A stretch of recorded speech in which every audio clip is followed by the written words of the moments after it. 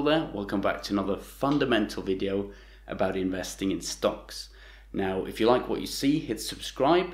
If you have any suggestions, drop me a comment. So I'm going to talk about how many stocks should you have in your portfolio. When do I have too many? When do I have too few? Now, it's a very subjective topic. This is going to be just my take on things. So in general, when you're picking stocks, you need to spread your money out between different stocks. You shouldn't have all your money in one stocks, but you shouldn't spread out too thinly either. Now, before I start talking about this specific topic, the basic rule for me is never make an investment you don't believe in. So if you don't believe 100% in a company, never invest. So you should never invest just to have more stocks. Or you shouldn't sell just to have fewer stocks. That's the first rule, right? So diversification should not control your portfolio. The quality of your investments should.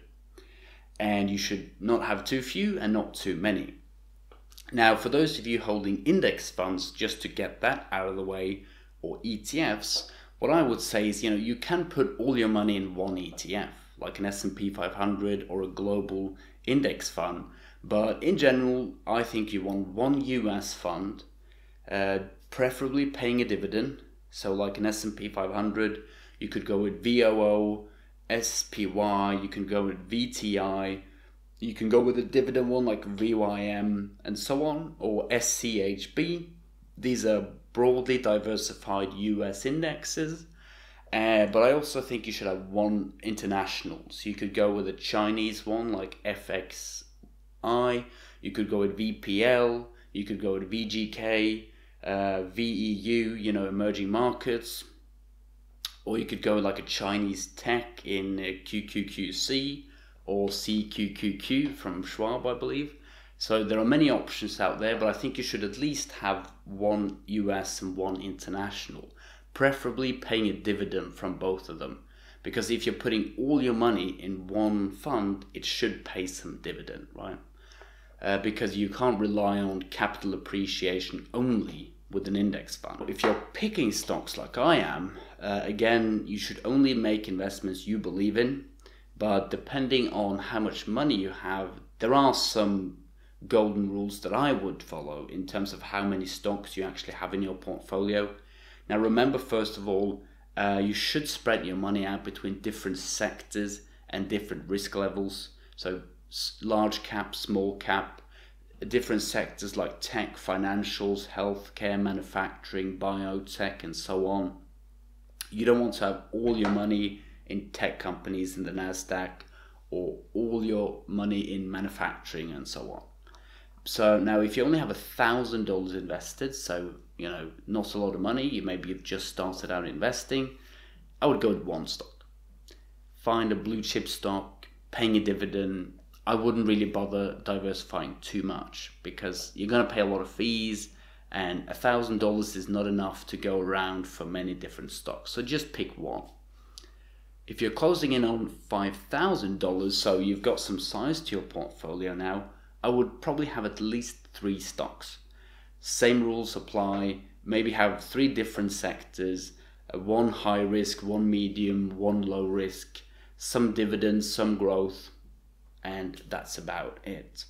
If you're closing in on $10,000, I would say 3 to 5 at least. So maybe 5 stocks would be a good amount. 2,000 in each is a good amount.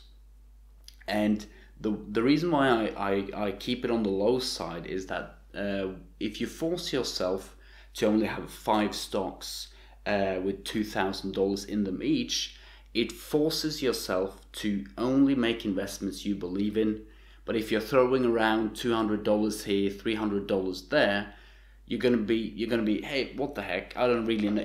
I mean, you're gonna be speculating, and you'll probably end up trading, and you're not going to be a fundamental holder for the long term, right? So make sure you force yourself to commit, because if you're not willing to commit, it's not worth investing at all. If you're closing in on 30,000, so now you have actually a pretty large portfolio, larger than most, I would say 8 to 10 stocks. 10 would probably be the ultimate amount. Same rule applies.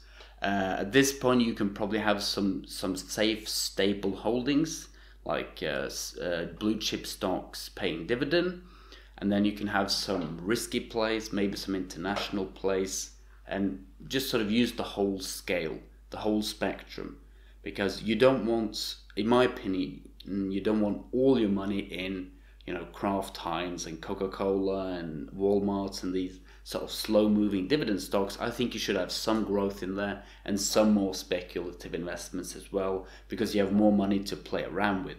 And you can actually invest enough so that if your investments work out, you're actually going to see some real gains that actually makes a difference.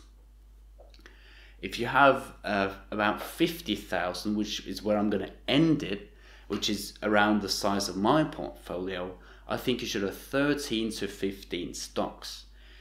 And at this point, I would probably not recommend having any more stocks. I mean, if you have more than 50,000, if you have 1 million or 10 million or 1 billion, you only make investments you believe in. But when you have that much money, I don't think you should operate with any certain amounts of stock. You can have 3, you can have 10, you can have 100. Just make investments you believe in. There's no reason going down the list. 50,000 is the most realistic for those of you watching my videos. You're probably around my age, you know, 20 to 35. You have a decent job, you have some savings saved up, so maybe you got $50,000. I believe I have 13 stocks or 14 stocks. I think it's maybe a bit too many because there's some of them that I don't really care for and some I strongly believe in. And in my experience, going big on the stocks you truly believe in is the way to go. My portfolio is here, by the way. I show it in every video almost, but it's just to let you know how mine looks. And at the end, I would say don't over diversify. Never make an investment solely based on diversification purposes, because the only thing that matters in an investment is how much money you make, and the only thing that determines that is how great the business is. So only make great investments. You don't have to make one that you don't think will ever go wrong, like bulletproof investments. You can do some speculation, but don't over diversify. Don't buy or sell just because you think you have too many or too few stocks. Only invest in companies you believe in. Check them out fundamentally. Check the growth story, the potential in the future, and so on. Past performance, leadership, innovation, and so on and so on. And never buy a stock just to have more or fewer. Also remember that the more stocks you buy and the more often you trade, you have to pay fees. For every transaction you pay a fee. It might be $10, it might only be $5, but it is a decent amount of money. And if you're investing, let's say $400, $300 a month, and you're paying $5, $6 in fees, that's 2% in fees. It could take months to make that back. So invest big sums, commit to few stocks, and just let it sit there. If you keep rebalancing and diversifying your portfolio all the time, your gains are just going to disappear in uncertainty, in emotions and fees. So buy and hold, okay? So that was my opinion on this. If you've made it this far, please leave me a comment on what you want me to do next. I'm thinking about making videos on the perfect beginner portfolio, how you should deal with losses or gains, and I'm gonna start doing my series on why I'm buying again. So I'll do Boeing if I haven't done that.